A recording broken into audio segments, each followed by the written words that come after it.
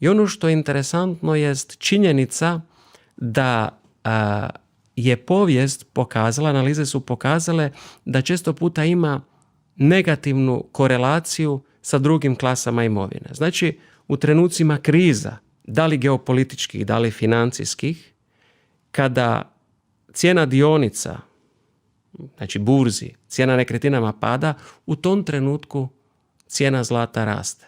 Čak su i fond menadžeri donijeli odluku da će napraviti takozvani rebalans portfelja na način da je bio dosadašnji 60-40, 60% u dionice, 40% u obveznice.